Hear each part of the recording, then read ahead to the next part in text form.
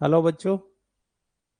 तो देखिए लास्ट वाली जो क्लास थी ना उसमें अपने पास जो है 35 तक क्वेश्चन हो गए थे।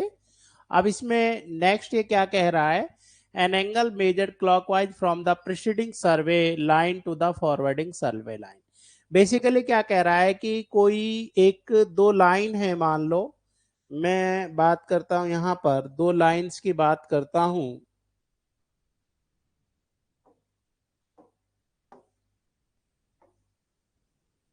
मैंने कहा कि कोई भी दो लाइन है आपकी, ये दो लाइन है, एक है फॉरवर्डिंग और एक है आपकी। तो देखो, ए पॉइंट मान लो आपका ए पॉइंट है, तो पीछे वाली जो लाइन होती है इसको कहते हैं प्रीसीडिंग लाइन। क्या कहते हैं? प्रीसीडिंग लाइन मतलब पिछली वाली जो लाइन, और जो वर्क के लिए आगे की तरफ जा रही है कहलाती है फॉरवर्डिंग लाइन। Forwarding line. तो ये कहता है कि जो फॉरवर्डिंग लाइन है ना, वो प्रीसीडिंग लाइन के साथ में जो कौन सा एंगल बनाती है भैया? आपका आपका ये जो एंगल है क्लॉकवाइज डायरेक्शन में जो एंगल बनेगा, ये कौन सा एंगल कहलाता है बच्चों? डायरेक्ट एंगल कहलाता है।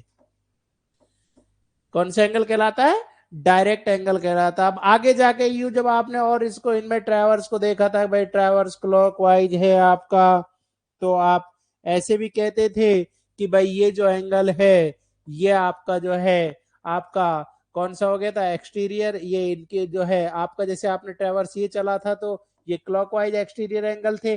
जब ट्रैवर्स इस तरह से चला तो ये अंदर वाले एंगल। तो इनको इंक्लूडेड वर्ड भी बोलते थे। लेकिन यहाँ इंक्लूडेड वर्ड नहीं पूछ रहा है भाई, ये तो ये कह रहा है प्रीसीडिंग लाइन साथ फॉरवर्डिंग लाइन का जो बनाया गया एंगल, इसको क्या नाम दिया गया है? डायरेक्ट एंगल दिया गया है। क्या दिया गया है भाई? डायरेक्ट एंगल आपका नाम इनको दिया गया है। तो अपन ने देखा कि N angle measured clockwise from the preceding survey line is called, तो क्या कहलाता है? ये डायरेक्ट एंगल कहलाता है। ठीक है बच्चों, नेक्स्ट देखें।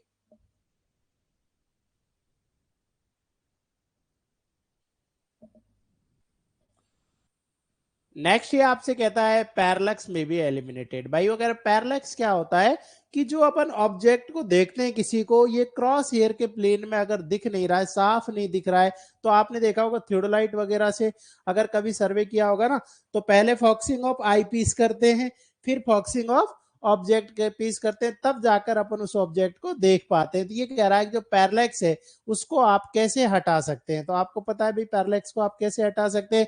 ये कहता है फॉक्सिंग ऑफ आईपीस और focusing of object with both A and B. तो दोनों चीजें आपको करनी पड़ेगी उस पैरेलैक्स को आपको हटाने के लिए। तो राइट आंसर क्या हो जाएगा बच्चों आपका? यहाँ पर सी ऑप्शन यहाँ पर आपका करेक्ट हो जाएगा। नेक्स्ट देखें। तो आई थिंक ये वाली जो है यहाँ खत्म हो गई। नेक्स्ट मैं दूसरी वाली डाउनलोड कर लेता हूँ बच्चों। ये आपका खत्म हो गया है भाई।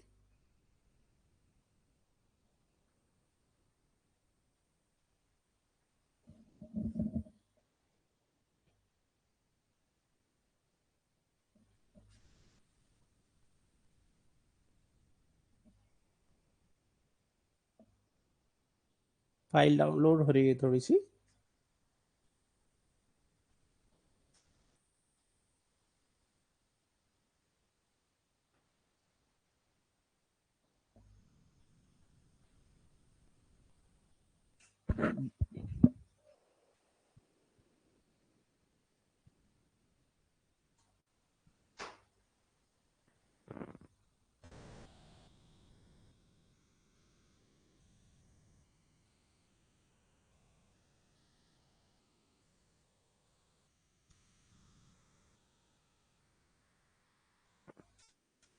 Okay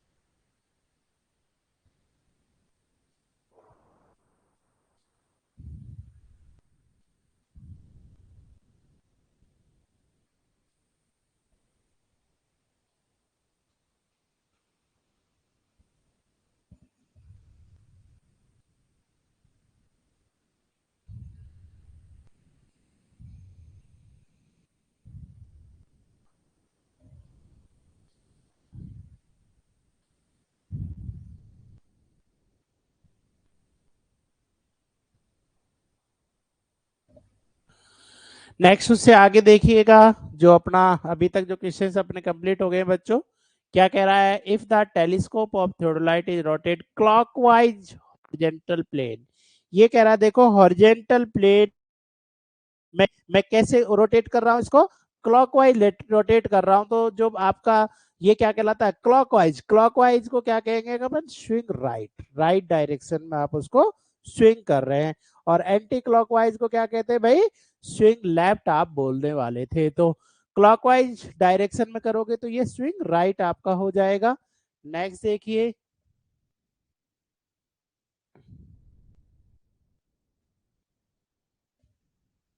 which of the following is not a permanent adjustment of theodolite. ये कह रहा है कि थियोडोलाइट में कौन सा परमानेंट एडजस्टमेंट नहीं है, adjustment of vertical circle index, adjustment of parallax, elimination of parallax, और adjustment of horizontal plate here. Which of the following is not a permanent adjustment of the theodolite.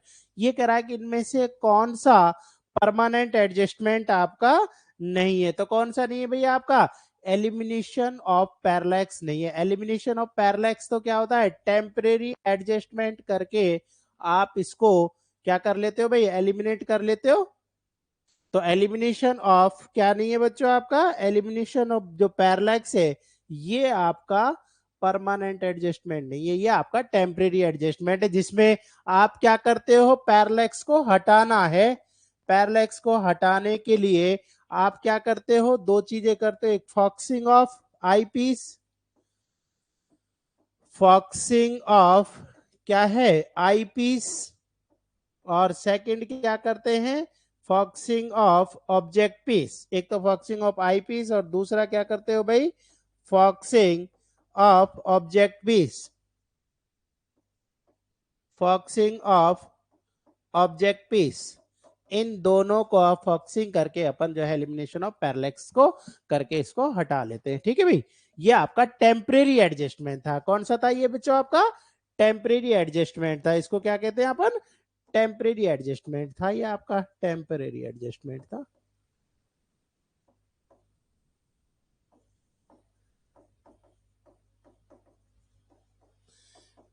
Next देखें question number 40 मतलब, in case of direct vernier.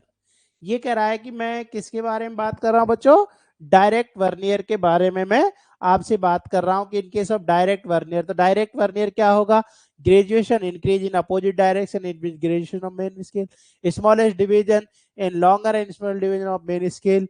ये कह रहा है graduation increase इन smallest इन विच graduation. तो ये direct vernier basically ये scale वाला पार्ट है। थियोडोलाइट में तो आपका गलती से आ गया, स्केल में आपकी वर्नियर थी ना, डायरेक्ट वर्नियर थी, डायरेक्ट वर्नियर आपका थी, ठीक है ना, रेट्रोग्रेड थी आपकी, रेट्रोग्रेड थी, रेट्रोग्रेड वर्नियर थी। क्या फर्क था इनमें, बेसिकली इस पे मेन स्केल का डिवीजन बड़ा था और इसपे वर्नियर का डिवीजन बड़ा था। एक एक्सटेंडेड और होती है कि मेन स्केल पे बहुत बारीक होते हैं आपके। तो इसमें अभी वो अब आगे बताएंगे, उसके ऊपर भी शायद आपको एक आध क्वेश्चन मिलेगा। तो डायरेक्ट वर्नियर कैसी होती है, graduation increase in opposite direction, no, opposite direction जिसमें बढ़ते हैं वो तो रेट्रोग्रेड है। जिसमें अपोजिट डायरेक्शन में वर्नियर पर रीडिंग बढ़ती है ना, जैसे मेन स्केल पे तो मैं कहूं कि मेन स्केल पे तो जो है मान लो ऐसे बढ़ रही है कि भाई इधर जीरो, यहाँ जीरो था, यहाँ जीरो था, यहाँ एक था, यहाँ दो था, यहाँ तीन था। जो वर्नियर है उस वाले पे ऐसे बढ़ती है कि भाई इधर आपका जो है इधर बढ़ रही है, इधर जीरो, इधर एक, इधर दो। तो मेन पे तो ऐसे बढ़ रही है, वर्नियर पे ऐसे बढ़ रही है। ये था आपका रेट्रोग्रेड। कौन सा था बच्चों, रेट्रोग्रेड। और डायरेक्ट कैसा था, डायरेक्ट बिल्कुल ऐसा था कि जिस डायरेक्शन में मेन पे बढ़ रही है उस पर ही वर्नियर। जैसे आपका आपका मेन, ये जो मेन स्केल है, जो मेन स्केल है इस पर ऐसे बढ़ रही 0 1 2 3 4 5। तो जो वर्नियर वाला था इस पर भी 0 1 2 3 इसी डायरेक्शन में आपकी बढ़ना। तो graduation increase in opposite direction in which graduation of main scale increase. तो ये तो ही होगी रेट्रोग्रेड। कौन सी होगी, ये तो रेट्रोग्रेड है ये तो। आप पढ़ लीजिएगा, मैंने इस बार ही पढ़ा है। Smallest division in longer than smallest division of main scale. ये कह रहा है कि जो स्मॉलेस्ट डिवीजन है ना वो लॉन्गर होंगे, ये भी रेट्रोग्रेड पर ही रहते हैं, मैंने अभी आपको बताया था, ये भी रेट्रोग्रेड पर ही रहते हैं कि मेन स्केल पर जो है डिवीजन छोटे होते हैं और वर्नियर पर ज्यादा बड़े होते हैं। Graduation increase in same direction in which graduation of main scale. ये कह रहा है कि जिस डायरेक्शन में मेन स्केल पर रीडिंग बढ़ रही है उसी डायरेक्शन में वर्नियर पर बढ़ेंगी, तो ये आपका यहाँ पर सही हो जाएगा। कौन सा बच्चों? सी ऑप्शन यहाँ पर आपका करेक्ट हो जाएगा। कौन सा वाला ऑप्शन करेक्ट हो जाएगा भाई? आपका सी ऑप्शन यहाँ पर बिल्कुल सही हो जाएगा। नेक्स्ट देखें, while using a theodolite, how to change the reading on horizontal circle while measuring an horizontal angle? क्या बोल रहा है देखिए, ये समझने की कोशिश करिए। while using a theodolite, जब theodolite यूज कर रहे हैं, how to change the reading on horizontal circle while measuring an horizontal angle। ये कह रहा है कि जो हॉरिजेंटल सर्किल है, जो आपकी प्लेट, उन पे reading both upper and lower clamp tight, अगर भाई दोनों क्लैंप स्क्रू को टाइट कर देंगे तब तो ये घूमेगी नहीं। Upper clamp screw is tightened and lower clamp screw is loose. तो आपने देखा कि ऊपर वाला टाइट कर दिया, नीचे तो दोनों प्लेट एक साथ घूमती हैं। अगर दोनों प्लेट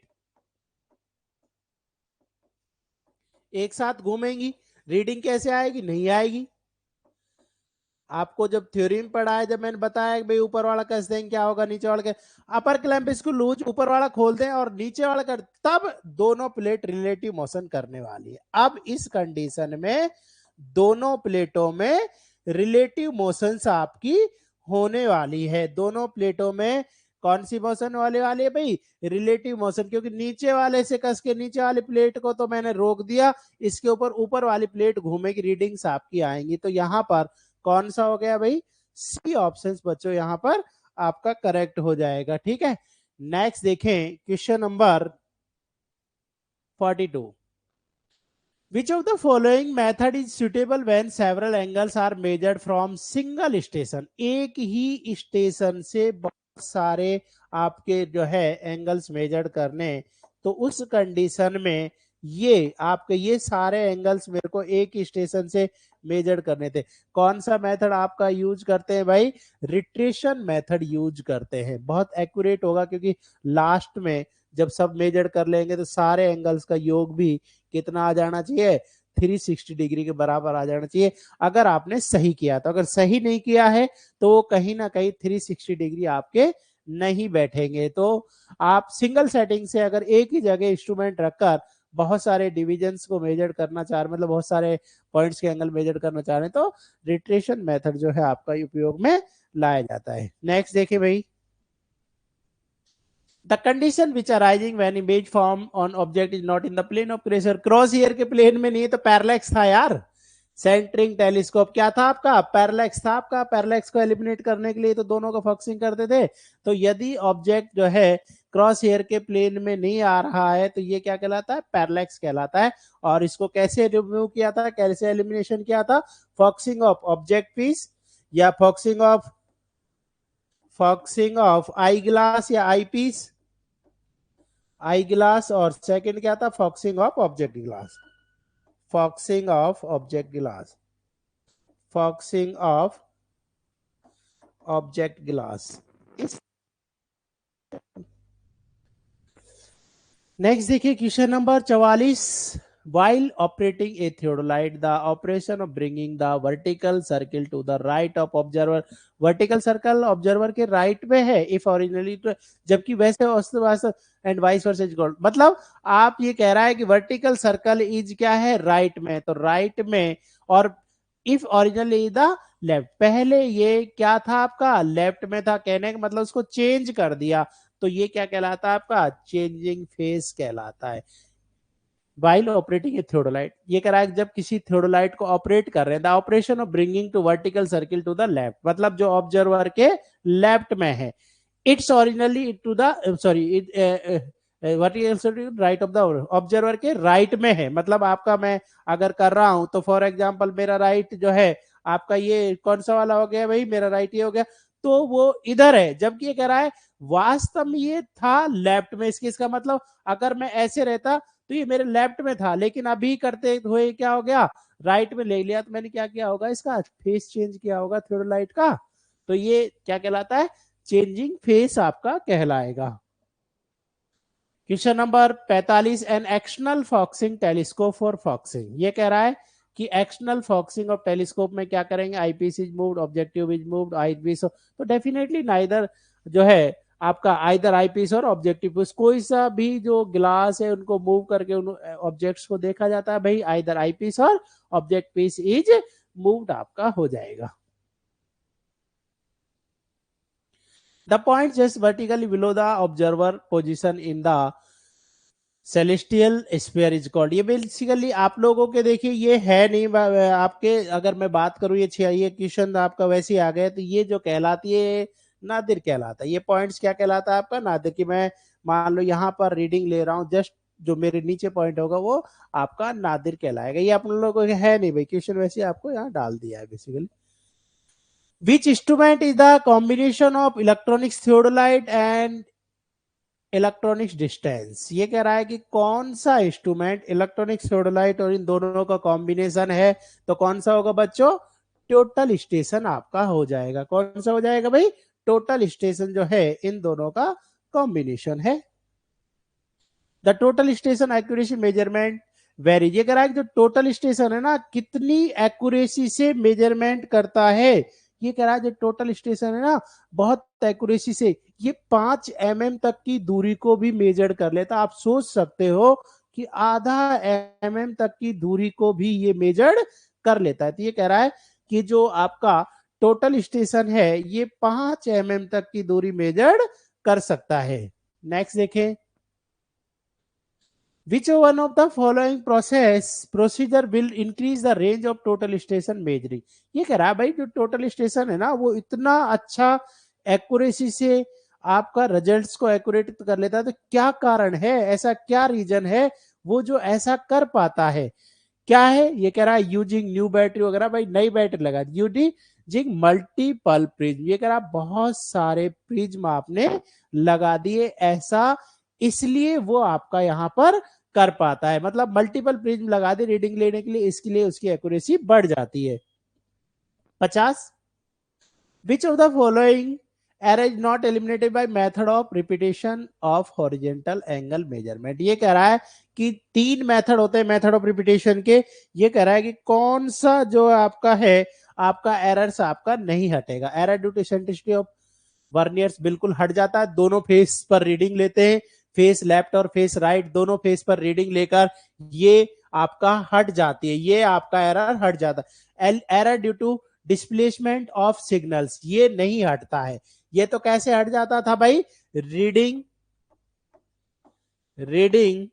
ऑन बोथ वर्नियर्स, इससे हटा दोगे इसको। तो एरर रॉन्ग एडजस्टमेंट ऑफ कॉलिमिनेशन आपका ये कैसे हटा देंगे, बोथ फेस पर, ये बोथ फेस पर लो कर बोथ फेस पर रीडिंग लेकर हट जाएगा। Error inaccurate graduation different part of the circle पर,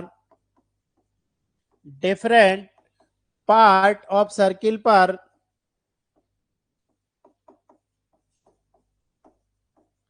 रीडिंग लेकर ये हट जाएगा। तो ये 3 एरर्स तो हट जाती हैं भाई, कौन से आपका मेथड ऑफ रिपीटेशन से। कौन सी एरर नहीं हटेगी आपका, error due to displacement of station signals, ये एरर आपकी नहीं हट पाएगी आपका। तो कौन सा ऑप्शन हो जाएगा 50 में, बी हो जाएगा।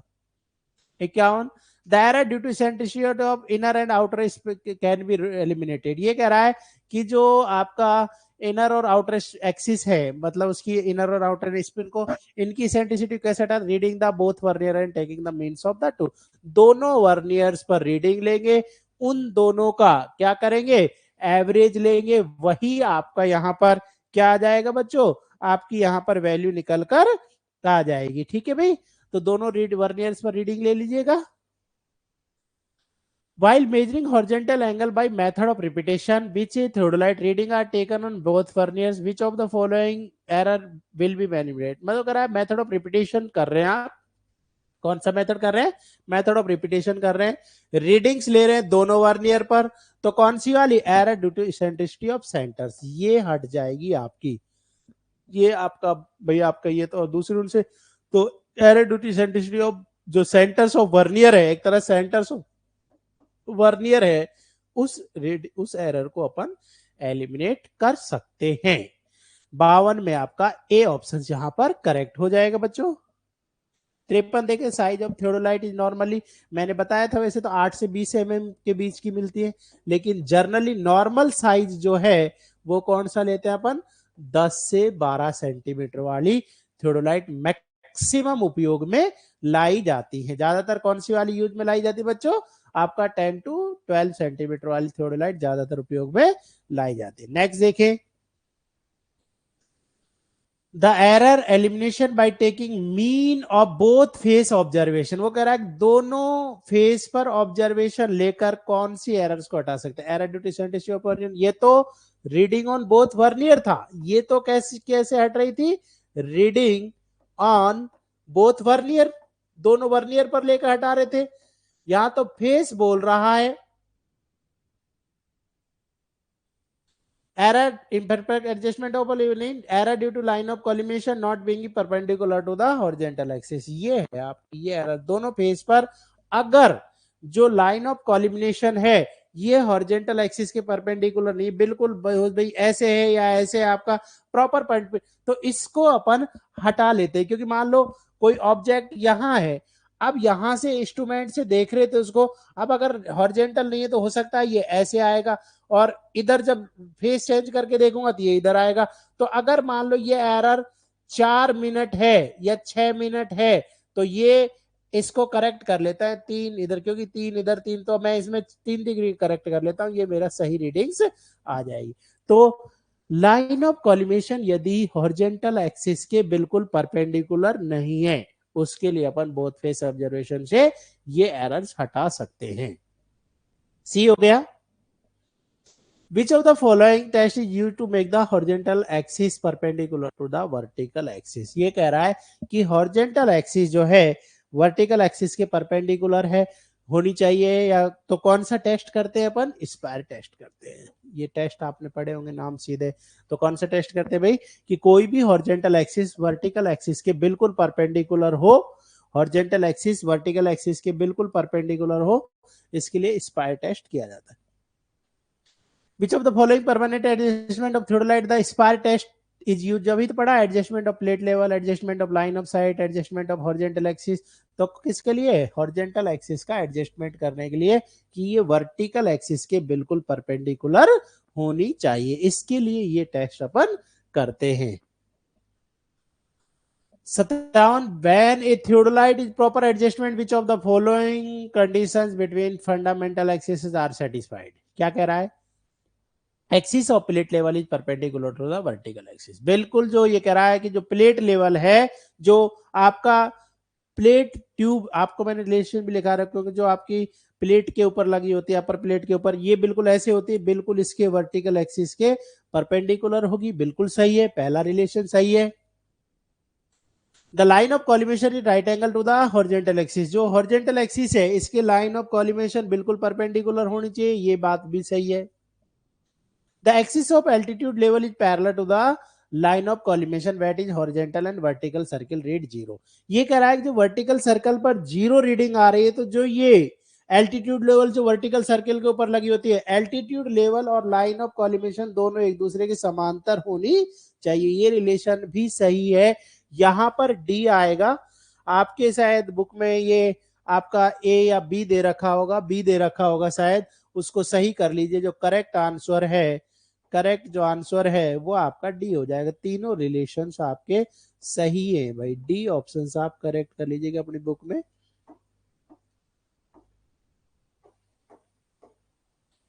थ्योरी में हमने रिलेशंस पढ़ाए हुए हैं, आप एक बार पढ़ लीजिएगा, अभी और ऑनलाइन क्लास भी आएगी तब भी आप देखना चाहेंगे देख सकते हैं। विच of the following statement is correct when the theodolite is properly adjusted. ये कह रहा है जब थियोडोलाइट प्रॉपर्ली एडजस्टेड है तो कौन सा रिलेशन से आपका यहाँ पर सही होने वाला है। Horizontal line pass through the centre of horizontal circle, no. Tangent of plate bubble must be perpendicular to horizontal axis, no. Tangent of plate level must be perpendicular to vertical axis, और vertical line passes through the centre of vertical circle. तो आप देखेंगे कि इसके अंदर जब इनको adjustment करते हैं तो ये वाला जो है आपका जो कंडीशन है इसको फुलफिल किया जाता है कि कोई भी थियोडोलाइट को जो प्रॉपर एडजस्टेड कर रहे हैं तो इसका वर्टिकल जो लाइन है वो Passage through the centre of vertical circle, vertical circle के सेंटर से निकलनी चाहिए। विच of the following statement is correct for proper adjustment of theodolite. Theodolite को प्रॉपर एडजस्टेड कर रहे हैं। ये कह रहा है axis of plate level, which of statement is correct. ये कह रहा है इनमें से कौन सा स्टेटमेंट आपका करेक्ट है। Axis of plate level is perpendicular to horizontal axis, relation नहीं होता। Line of collimation perpendicular to horizontal axis, बिल्कुल हॉरिजॉन्टल एक्सिस के लाइन ऑफ कॉलिमिनेशन परपेंडिकुलर होनी चाहिए, बिल्कुल सही है। Line of collimation parallel to vertical axis, ये कह रहा है कॉलिमेशन है जो वर्टिकल एक्सिस है इसके पैरेलल होनी चाहिए, जबकि होती कैसे है भाई, परपेंडिकुलर होती है, ये भी नहीं है। Line of collimation perpendicular to the vertical axis, तो लाइन ऑफ कॉलिमेशन ही परपेंडिकुलर। अब यहाँ दो ऑप्शन सही है, line of collimation perpendicular to horizontal, तो ये देखिए क्वेश्चन विवादास्पद है, इसमें बी एंड डी सही है। तो इसको या तो आप अभी आप देख लीजिए, शायद आपकी बुक में बी माना है, तो line of collimation perpendicular to the vertical axis मत लिखिए, इसको लिख लीजिए line of collimation perpendicular to line of sight. यहां इसको काट के लास्ट में लाइन ऑफ साइट कर दीजिए कि भाई लाइन ऑफ साइट के परपेंडिकुलर, जबकि दोनों चीज एक ही होती है। अब अगर आपने ये लाइन ऑफ साइट यहां लिख दिया तो अब यहां पर कौन सा आंसर राइट हो जाए, केवल बी राइट हो जाएगा। तो ये आपको इतना करेक्शन करना ही पड़ेगा, अदरवाइज तो बी और डी दोनों ही क्वेश्चन बच्चों यहाँ पर सही है। तो ये इसको पीछे वर्टिकल एक्सिस काट के लाइन ऑफ साइट कर लीजिए, ठीक है। Which of the following test is used to make the line of sight perpendicular to the horizontal axis? ये कह रहा लाइन ऑफ साइट को हॉरिजॉन्टल एक्सिस के परपेंडिकुलर करने के लिए कौन सा टेस्ट करते हैं, अज्युमित टेस्ट अपन करते हैं। कौन सा टेस्ट अपनाते हैं, अज्युमित। देखिए थियोडोलाइट में बहुत ज्यादा बेसिकली क्या है, जो रिलेशंस है उनको बस ध्यान ही रखना है, बहुत ज्यादा कुछ समझाने के लिए विशेष है नहीं, बाकी जो मैथमेटिकल्स पार्ट है उनमें खूब है समझाने के लिए। In setting out a long straight line for a electronics tower, if recommended that forward to be set out with both face left and right, reference of proceeding point of mean position taken. Thus field procedure eliminate instrumental error. ये कह रहा दोनों face की readings अपन को लेनी है भाई, कौन क्या करना है अपन को, दोनों फेस की रीडिंग्स अपन को लेनी है। तो ये कह रहा है कि कौन सी वाली, trunnion axis perpendicular to vertical axis, no. vertical axis is not said, line of collimation is perpendicular to the vertical axis, line of collimation perpendicular to horizontal। दोनों फेस पर रीडिंग लेंगे तो ये रिलेशन सेटिस्फाइड कर देगा कि अगर मेरा कहीं भी तो जो हॉरिजॉन्टल एक्सिस है इसके लाइन ऑफ कॉलिमेशन बिल्कुल परपेंडिकुलर होना चाहिए, अगर नहीं है तो मेरी रीडिंग्स में जो एरर है वो पकड़ में आ जाएगी, उसका एवरेज करके मैं वो एरर्स निकाल सकता हूं। तो ये रिलेशंस आता है, बोथ फेस रीडिंग लेते हैं, बोथ फेस रीडिंग लेते हैं, तो यही तो आपका है 62। The fundamental lines of transit theodolite, ये कह रहा थियोडोलाइट की फंडामेंटल एक्सिस कौन सी है, horizontal axis, line of collimation होती है, वर्टिकल एक्सिस होती है, axis of plate level and bubble tube होती है, ऑल ऑफ दी अबव सारी होती है भाई। इसलिए मैं यहाँ पर क्या लिख सकता हूँ, डी ऑप्शन आपका बच्चों यहाँ पर करेक्ट हो जाएगा। नेक्स्ट देखिए, the difference between face left and face right observation of theodolite is 3 second. Basically मैंने क्या है कि किसी जगह यहाँ थियोडोलाइट स्टेशन से मैंने किसी ऑब्जेक्ट को देखना था, लेकिन ये इस तरह फेस लेफ्ट से किया तो 11, फेस राइट से किया तो 11 है, इन दोनों के बीच का जो डिफरेंस है वो 3 मिनट आ रहा है। अब ये कह रहा है एरर कितनी होगी, तो देखिए एरर क्या हो जाएगी आपका, यहां आना चाहिए था ऑब्जेक्ट, यहां बाइसेक्ट करना चाहिए था, तो कितनी हो जाएगी एरर, क्योंकि दो बोथ फेस से रीडिंग लिए ना, तो क्या हो जाएगा 3/2 हो जाएगा, तो 1 मिनट 30 सेकंड हो जाएगा। एरर कितनी आ रही बच्चों, 1 मिनट 30 सेकंड आपकी एरर यहां पर निकल कर आ रही है। तो आपने देखा कि जो एरर है वो आपकी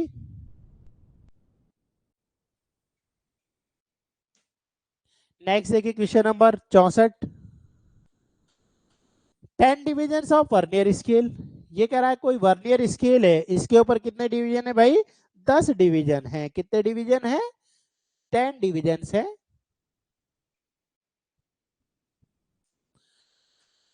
आर इक्वल टू 11 डिवीजन और मेन स्केल। तो एक तरह से वर्नियर पर तो है, वर्नियर पर तो है 10 डिवीजन, 10 डिवीजन है। मेन स्केल पर, मेन स्केल पर कितने हैं? 11 डिवीजन। ये भी स्केल का एक क्वेश्चन है, थियोडोलाइट में लिख रख दिए गए। तो आप देख रहे हो कि मेन स्केल पर, मेन स्केल पर ज्यादा है, ज्यादा डिवीजन है कंपेयर टू किसके? वर्नियर पर, वर्नियर की तुलना में। कौन सी टाइप की थियोडोलाइट है भाई ये?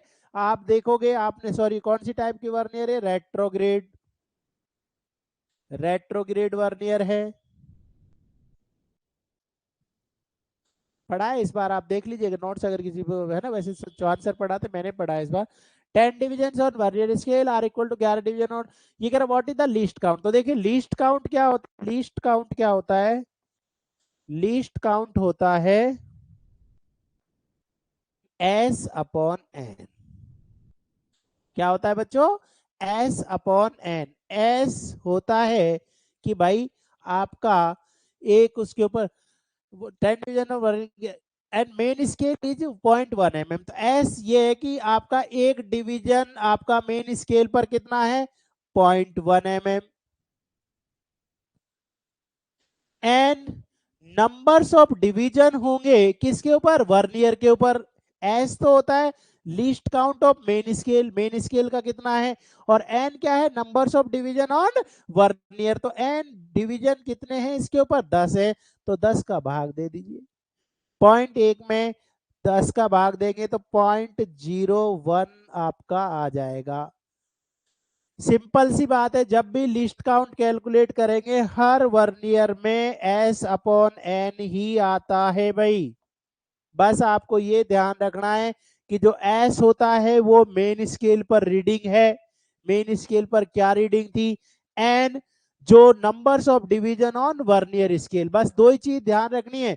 एस जो है डिवीजन, है ना, division width on main scale, मतलब एक डिवीजन कितना पढ़ सकता है।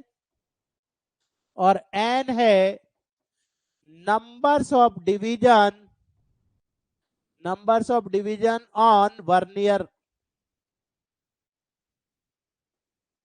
तो देखिए एस नंबर्स मेन स्केल पर क्या था? 0.1 था, 0.1 लिख दिया। एन वर्नियर पर कितने डिवीजन थे? 10। तो 0.1 में 10 का भाग दे दे, 0.01 आपका यहाँ पर राइट आंसर आ जाएगा। Determine the numbers of division required to vernier scale. अब इसमें वर्नियर स्केल पर पूछ रहा है नंबर्स ऑफ डिवीजन। क्या पूछ रहा है? डिटरमाइन नंबर्स ऑफ डिवीजन, मतलब वर्नियर स्केल का एन पूछ रहा है। If it is combined with the main scale to least count 0.5 mm। Combined जो मेन स्केल का लीस्ट काउंट है, जिसको आप एस बोलते थे, डिवीजन बिट्स बोलते थे, वो कितनी है? 0.5 mm है। अब ये कह रहा है कि the least count of combined required to 0.05 of die. और वर्नियर का लिस्ट काउंट जो है, वर्नियर का जो लिस्ट काउंट अपन निकालते थे, वर्नियर का जो लिस्ट काउंट है वो मेरा कितना है? 0.05 mm है। क्या पूछ रहा है? एन पूछ रहा है। तो अपन ने पढ़ा था लिस्ट काउंट बराबर एस अपॉन एन। ये लिस्ट काउंट वर्नियर का है, कितना था? 0.05।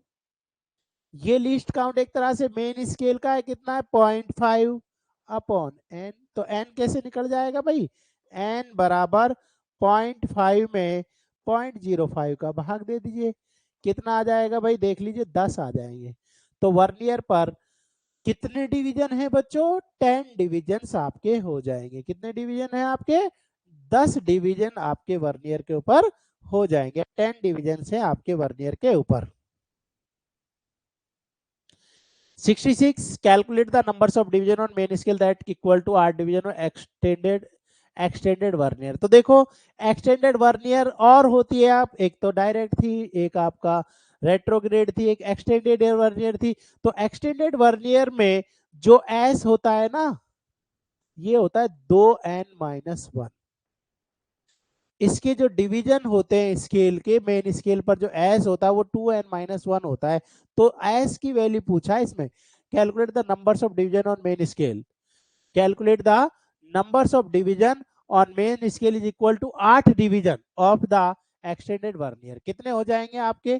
तो आपने देखा 2 इंटू 8-1 कितने हो जाएंगे?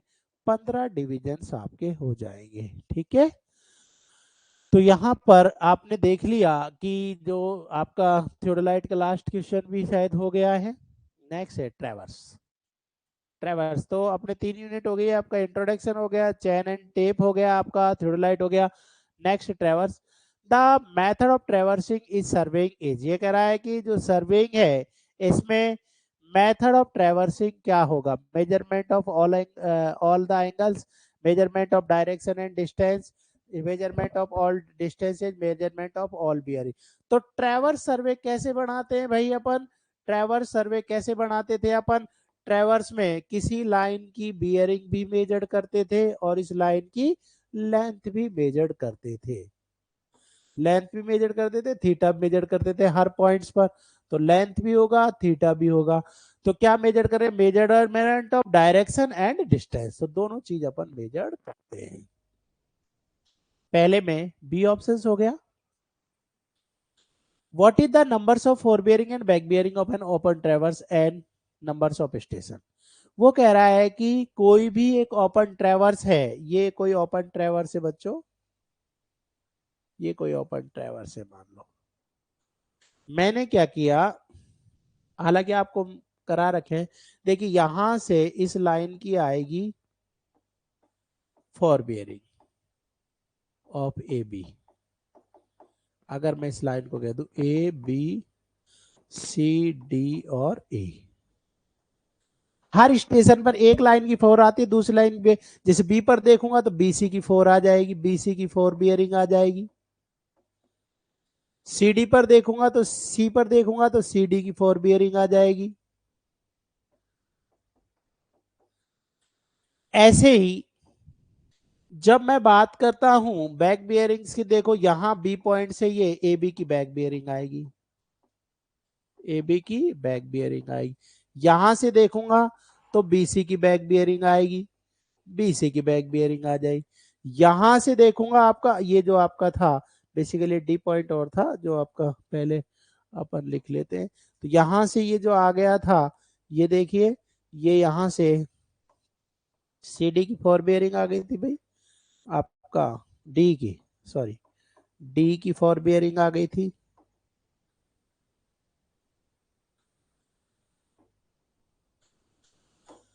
यहां से मैं देखूंगा तो ये सीडी की बैक आएगी, और अगर यहां से देखता तो डी की बैक बियरिंग आ जाती। स्टेशन कितने? 1 2 3 4 और 5 स्टेशन है। फॉर बियरिंग कितनी है भाई? 1 2 3 और 4, 4 फॉर बियरिंग है। बैक बियरिंग कितनी है बच्चों?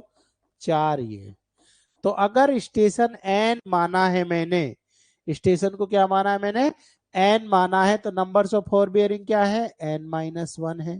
नंबर्स ऑफ बैक बियरिंग क्या है? n-1, क्योंकि स्टेशन 5 है, स्टेशन 5 है, बियरिंग 4 और बैक 4 4 आ रही है, तो क्या किसके बराबर हो जाएंगी?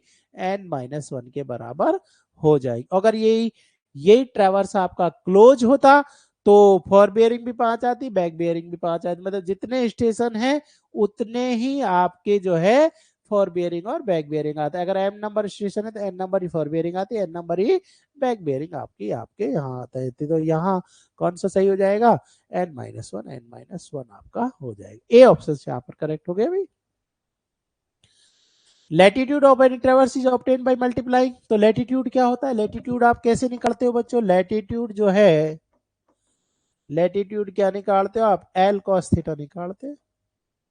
तो लेंथ को कॉस से मल्टीप्लाई करके, tangent sine cosine of its radius bearing, मतलब cosine cosine of its radius bearing है ना, कोसाइन ऑफ रेडियस, तो कौन सा हो जाएगा भाई, cosine of it radius bearing, मतलब एल गुणा कोसाइन, अब एल तो वो नहीं कर रखा, कोसाइन ऑफ रेडियस बियरिंग मतलब कॉस थीटा से मल्टीप्लाई करें, मल्टीप्लाई लेंथ, लेंथ ऊपर कर रखा ना, तो लेंथ को किससे मल्टीप्लाई कर रहे हैं, कॉस थीटा से मल्टीप्लाई करके निकाल लेते हैं। सी हो गया। The projection of an traverse, ये कह रहा है कि कोई भी एक ट्रैवर्स है,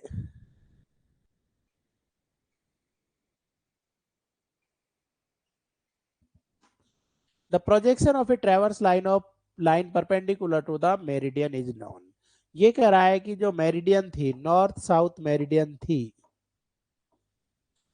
ये कोई एक लाइन होती है, अगर इसका ये कोऑर्डिनेट देखता हूं जो मेरिडियन परपेंडिकुलर, ये तो डिपार्चर कहलाता है, क्या कहलाता है, डिपार्चर। और इस मेरिडियन के समांतर जो खींचा गया ये क्या कहलाता है, लैटिट्यूड कहलाता है, यही तो पढ़ा है भी अपन ने। तो ये क्या कह रहा है, प्रोजेक्शन ऑफ ट्रैवर्स, किसी ऑफ लाइन, ट्रैवर्स की लाइन का प्रोजेक्शन कैसे, perpendicular to direction of meridian, meridian के परपेंडिकुलर क्या है आपका, departure of the line, line का डिपार्चर होगा आपका। The distance of point from the origin along the east west line is known. ये कह रहा है कि ओरिजिन पॉइंट से मैं कोई भी लाइन है, ये लाइन इधर होती है, ये लाइन इधर, तो इसका या तो इधर की तरफ प्रोजेक्शन लू या इसका इधर की तरफ प्रोजेक्शन लू, एक तरह से क्या हो गया आपका, मेरिडियन के परपेंडिकुलर हो गया, क्या कहलाएगा आपका, डिपार्चर कहलाएगा, क्या कहलाएगा बच्चों, डिपार्चर कहलाएगा। तो ये कह रहा है ये क्या कहलाता है, तो आप क्या कहोगे इसको, क्या कहलाने वाला है, ये डिपार्चर ऑफ लाइन को रिप्रेजेंट करेगा, किसको रिप्रेजेंट करेगा, departure. The direction of magnitude meridian is established at each traverse station and the direction of line is determined with the reference of magnitude meridian. This is method of traversing is called. ये कह रहा है कि the direction of magnetic meridian established at each traverse, her traverse station पर जितने भी station हैं, जैसे ए बी सी डी है मेरा, तो हर ट्रैवर्स, हर उसके ऊपर अगर मैं मेरिडियन फिक्स कर रहा हूं, हर उसकी, तो ये क्या कहलाता है आपका, कौन सा मेथड कहलाता है आपका, लूज निडिल मेथड कहलाता है। और केवल अगर पहले पॉइंट पर ही करूं, बाकी कहीं नहीं करूं, बाकी सबके इसी के रेस्पेक्ट में लूं, तो फिर वो कहलाता है फास्ट निडिल मेथड। तो अभी तो ये आपसे कह रहा है कि केवल आपका हर पॉइंट पर आप जो है मेरिडियन फिक्स कर रहे हो, तो कौन सा मेथड कहलाएगा भाई, लूज निडिल मेथड कहलाएगा। और केवल पहले स्टेशन पे करते तो वो कौन सा था, फास्ट निडिल मेथड आपका था। नेक्स्ट देखिए भाई, the angle between prolonging of preceding line and forwarding line of traverse. देखिए क्या कह रहा है, ये कोई आपका है, ये जो लाइन है प्रीसीडिंग, इसको आगे बढ़ा दिया जाए, angle between the prolonging of preceding line पीछे और लाइन को आगे बढ़ा दिया, तो इसके साथ जो फॉरवर्डिंग लाइन जो एंगल बनाती है कहलाता है डिफ्लेक्शन एंगल। क्या कहलाता है बच्चों, डिफ्लेक्शन एंगल कहलाता है। इसके ऊपर अपनी शायद पहले भी बात हो गई थी। हर डिफ्लेक्शन एंगल 0 से 180 डिग्री के बीच में होना चाहिए, और जो एल्जेब्रिक सम है सभी एंगल का, एल्जेब्रिक जो सम है, एल्जेब्रिक का मतलब साइन नहीं लेंगे, प्लस माइनस अर्थमेटिक नहीं करेंगे, सबका जो सम है वो 360 डिग्री के बराबर आपका होना चाहिए। तो ये आपके 3 क्वेश्चन बन जाते हैं आपके, कि प्रीसीडिंग लाइन के साथ बनाया गया एंगल डिफ्लेक्शन एंगल। 0 से 180 होता है एवरी डिफ्लेक्शन एंगल, प्रत्येक डिफ्लेक्शन एंगल की वो आपकी एवरी डिफ्लेक्शन एंगल, इस बीच में हो सकता है 0 से बड़ा 180 से छोटा, और सभी का जो सम है, सभी का जो सम है, सभी एंगल, सभी जो एंगल्स का जो सम है वो 360 तक आपका हो सकता है। तो सातवें में आपका अभी तो बस केवल ये पूछा था कौन सा एंगल कहलाएगा, तो राइट आंसर क्या होगा, डिफ्लेक्शन एंगल आपका यहां पर हो जाएगा। ठीक है भाई, the total latitude and departure of any point with respect to common origin. Common origin के रेस्पेक्ट में देखो, ये मान लो मैं कहता हूं कि ये कोई लाइन है, ये कोई लाइन है, ये कोई लाइन है, ये कोई लाइन, अगर मैं हर लाइन का, जैसे इस लाइन का, इस लाइन का, इस पॉइंट का, हमेशा ओरिजिन पॉइंट से पहले पॉइंट जो ओरिजिन पॉइंट जो है इसके रेस्पेक्ट में अगर मैं इनके लैटिट्यूड और डिपार्चर लेता हूं, किसके रेस्पेक्ट में, ओरिजिन पॉइंट, मूल बिंदु से, तो ये कहलाते हैं आपके इंडिपेंडेंट कोऑर्डिनेट्स। कौन से कहलाते हैं भाई, इंडिपेंडेंट कोऑर्डिनेट्स। और यदि मैं जैसे इस लाइन के इस पॉइंट के तुलना में इस पॉइंट के लिए, तो मतलब इसी के रेस्पेक्ट में केवल लेता कि ये लैटिट्यूड होगा, ये डिपार्चर होगा, ये लैटिट्यूड होगा, इस लाइन का लेता इसके रेस्पेक्ट में कि यार ये तो आपका जो है डिपार्चर होगा, ये लैटिट्यूड होगा, तो लास्ट बैक वाले पॉइंट के रेस्पेक्ट में अगर ले रहे हो वो कहलाते हैं आपके डिपेंडेंट कोऑर्डिनेट या कंजेक्यूटिव कोऑर्डिनेट या एडजेसेंट। कंजेक्यूटिव कोऑर्डिनेट्स क्या कहलाते हैं, consecutive coordinates.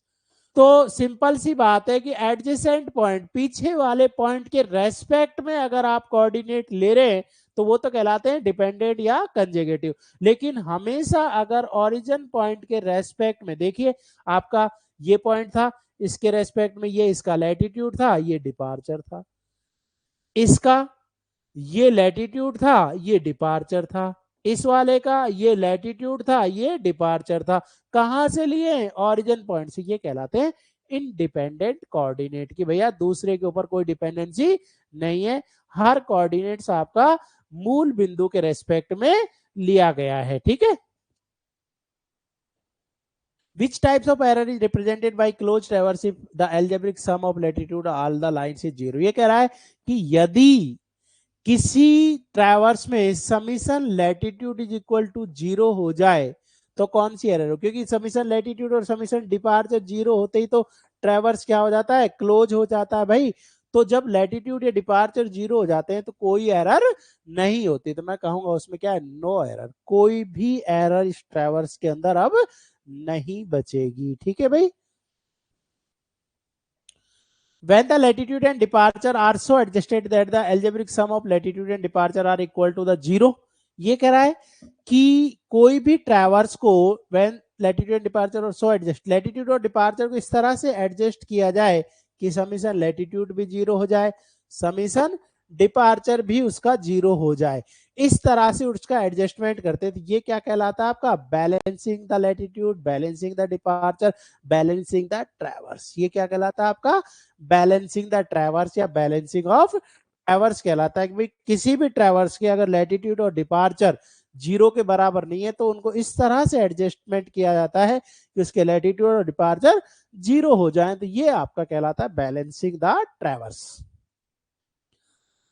In a closed traverse, if algebraic sum of departure and latitude must be equal to, ये कह रहा है कि in a closed traverse algebraic sum of departure and latitude, तो डिपार्चर क्लोज अगर ट्रैवर्स है, क्लोज अगर traverse है तो इसके समीशन लैटिट्यूड भी 0 होने चाहिए, समीशन डिपार्चर भी 0 होने चाहिए। तो ये कह रहा है कि इनका एल्जेब्रिक सम क्या होगा, तो ये क्या इसके बराबर होगा भाई, 0 के बराबर आपका होना चाहिए। क्या होगा आपका, 0, है ना। एल्जेब्रिक की जगह अर्थमेटिक सम वर्ड आना चाहिए, वैसे अर्थमेटिक जिसमें साइन कंसीडर करेंगे, तो अर्थमेटिक जो सम है वो क्या होगा आपका, 0 आपका हो जाएगा।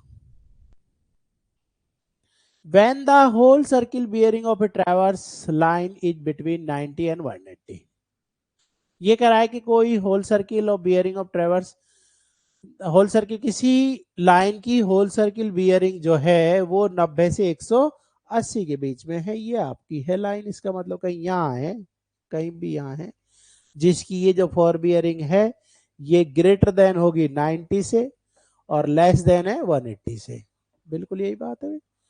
जो लाइन जो है, लाइन की जो बियरिंग है ये ग्रेटर देन है 90 से और लेस देन है 180 से, यही तो है सेकंड क्वाड्रेंट में। सेकंड क्वाड्रेंट लैटिट्यूड पॉजिटिव, तो इसमें क्या होता है, फर्स्ट, ये तो फर्स्ट क्वाड्रेंट होता है जिसमें लैटिट्यूड भी पॉजिटिव होता है, डिपार्चर पॉजिटिव, ये सेकंड क्वाड्रेंट होता है जिसमें लैटिट्यूड नेगेटिव होता है, डिपार्चर पॉजिटिव होता है।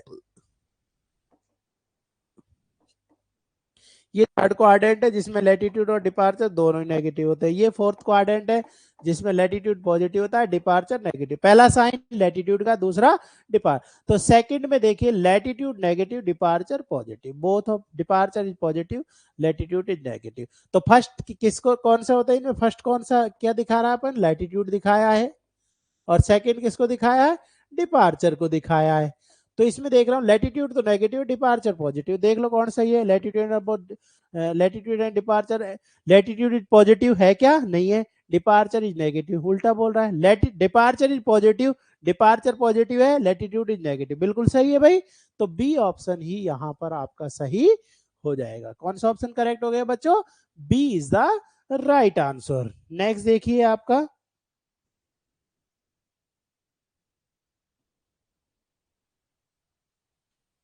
Question number, in traverse closing error means, ये कह रहा है क्लोजिंग एरर का मतलब क्या होता है किसी ट्रैवर्स में, the error in closing of traverse operation, the actual distance by which traverse fail to close. ये तो कह रहा है कि भाई ये कोई ट्रैवर्स था, मान लो ये कोई ट्रैवर्स था, ये कोई ट्रैवर्स था आपका, यहां से चालू हुआ और यहां आकर आपका चालू यहां से और यहां आकर खत्म हो गया। तो आपने देखा कि इतनी डिस्टेंस बच गई, ये डिस्टेंस बच गई, तो यही तो क्लोजिंग एरर है, यही तो भाई क्लोजिंग एरर है। ये कह रहा है कि द एक्चुअल डिस्टेंस, जो distance by which traverse fail to close, की इतनी डिस्टेंस जिसके कारण वो ट्रैवर्स फेल होने में क्लोज हो गया है आपका, distance between starting and Poynting open. ये कह रहा है ओपन, तो ओपन में तो कभी क्लोज होगा ही नहीं भाई, ओपन तो कुछ भी हो सकता है। The actual distance by which the traverse fail to close, है ना, और नन ऑफ दिस, तो कौन सा हो जाएगा, बी ऑप्शन आपका यहाँ पर करेक्ट हो जाए। कौन सा ऑप्शन करेक्ट है बच्चों, B. Relative error of closure of the ratio, देखो रिलेटिव एरर के लिए एक फॉर्मूला देखा था, रिलेटिव एरर जो है, रिलेटिव एरर मैंने कैसे बोला था, रिलेटिव एरर कैसे लिखा था मैंने, ई अपॉन पी, ई अपॉन पी या 1/p/e से रिलेटिव एरर निकालते थे। कैसे, ये कहता था कोई ट्रैवर्स है, कोई भी ट्रैवर्स है मान लो, ये यहां से चालू हुआ A B C D E, जितनी डिस्टेंस आई आपकी, ये डिस्टेंस आपकी आपकी आई भाई, ये आपका एक तरह से क्लोजिंग एरर ये रह गई थी, ये क्लोजिंग एरर रह गई थी आपकी, जिसको आप निकालते थे, इसकी लेंथ निकालते थे, लेंथ निकाल लेते थे समीशन लैटिट्यूड का स्क्वायर प्लस समीशन डिपार्चर का स्क्वायर। तो ये जो लेंथ है एक तरह से, ये जो लेंथ आई है इसकी जो है एरर, एरर ही तो है, इतनी तो ये एरर आई, तो ई तो यहां से आ जाएगा। पी क्या है, तो ई तो ये वाला हो गया भाई, ये वाला जो मैं बोल रहा हूं अभी, ई तो आप उसकी एक तरह से क्लोजिंग लेंथ है, वही तो ई है आपका, तो ये तो आपका हो गया ई। ई तो कैसे निकाल लिया आपने, ई तो निकाल लिया अंडर रूट समीशन लैटिट्यूड का स्क्वायर प्लस समीशन डिपार्चर का स्क्वायर, ये से तो ई आ गया।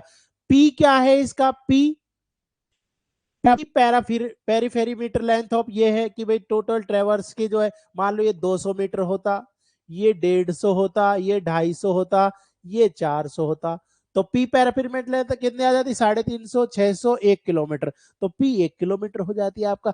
तो 1/p/e से आप इसको निकाल सकते हैं कि कितनी एरर्स आप, तो closing error to sum of departure no, closing error to sum of latitude no, closing error to perimeter of traverse, यही तो हो गया closing error to perimeter of traverse, ये है रिलेटिव एरर। तो क्या हो गई एक तरह से ई अपॉन पी, और जब 1 रेशो के हिसाब में निकालते हैं कि 1:300 है कि 1:400 है कि 1:500, तो 1/p/e कर देते हैं, आपका रेशो में निकल कर आ जाती है, न्यूमेरिकल्स पूछता है आपके हो, तो यहाँ कौन सा हो जाएगा, closing error to perimeter of traverse, C option correct हो गए बच्चों। Question 15, the method used for applying correction of latitude and departure for closing error, तो कौन से मेथड लगाते हैं भाई, देखो सारे मेथड लगते हैं, एक्सिस मेथड भी लगता है, ट्रांजिस्ट मेथड भी लगता है, बॉडीज भी लगता है, ऑल ऑफ दी अबव। तो राइट आंसर क्या हो जाएगा, डी ऑप्शन से यहाँ पर करेक्ट हो जाएगा। Closing error is the traverse is adjusted by, ये कह रहा क्लोजिंग एरर को कैसे वो करते हैं, एलिमिनेशन ऑफ द एरर, वो कह रहा एरर को हटा के, modifying the by distributing the error to all station proportional to shifting station parallel to the direction of closing error, none of the above. तो क्लोजिंग एरर ऑफ ट्रैवर्स कैसे adjusted करते हैं, elimination of error, modifying the shape by distributing the error of all station proportional by shifting station parallel to the direction of closing error। अब इसमें basically क्या है, ए और सी दो ऑप्शंस आपके सही होने चाहिए। आप एक बार बुक में देख लेना, एलिमिनेशन ऑफ एरर ए और सी जो है राइट आंसर होने चाहिए। इसमें एक बार चेक करना बुक में क्या है, जो भी है वो मान लेना। हालांकि मेरे हिसाब से ए और सी दो राइट आंसर इसमें होंगे। बाकी अगर ए दे रखा तो ए ले लीजिए बस। बाकी वैसे ग्राफिकल मेथड में आता है, ये ग्राफिकल में ऐसे तो करते हैं, ये ग्राफिकल के लिए है। ये आपकी शायद बुक में ये ए दे रखा है, तब ये तो आप ए ले लो, पर मेरे हिसाब से सी भी सही होना चाहिए इसका। तो आपको शायद ए दे रखा है, ए करेक्ट मान लो आप, है ना, क्योंकि इस तरह क्वेश्चन आपके एक आदि होते हैं, तो इतना ज्यादा टेंशन लेने की जरूरत नहीं होती है। डाउटफुल हर जगह रहते हैं चीजें। बाकी ए और सी सही होंगे वैसे तो एग्जैक्टली। अगर कभी भी आपका अभी जैसे ए मान लो कभी ऐसे आ जाए first and second, first and third, तो आपका ए एंड सी आप ले लेंगे, ठीक है भाई। बॉडिच रूल का अप्लाई आप कब करते हैं, जब open traverse for graphical, a close traverse to adjustment closing error determine the effect of local attraction. तो बॉडिच रूल किसके लिए था, किसी भी क्लोज ट्रैवर्स में एडजस्टमेंट ऑफ क्लोजिंग एरर के लिए करते थे, और वो भी कब, जब लीनियर और एंगुलर मेजरमेंट दोनों समान शुद्धता से नापे गए, उस कंडीशन में अपन करते। बी हो गया 18। Transit rule of adjusting consecutive of transit rule कब करते हैं, linear and angle measurement traverse of are equal accuracy, ये तो बॉडीज लगाते थे इस कंडीशन में, तो इस कंडीशन में तो बॉडीज रूल लगाते थे भाई। Angular measurement are more accurate than linear, बिल्कुल है, जब एंगुलर मेजरमेंट ज्यादा शुद्धता से मापे गए कंपेयर टू लीनियर मेजरमेंट, उस कंडीशन में अपन बॉडीज रूल अप्लाई करते हैं। When the angle and linear measurement are equally precise, दोनों समानता से नापे गए हैं, तो डेफिनेटली बॉडीज रूल लगेगा। कौन सा लगेगा, बॉडीज। और आज के लिए last, when the angular measurement of traverse are more precise than linear measurement, the balancing of traverse, angular ज्यादा शुद्धता से नापे गए, तो कौन सा हो जाएगा, ट्रांजिट रूल आपका हो जाएगा। तो ठीक है बच्चों, आज के लिए इस क्लास में इतना ही। Thank you.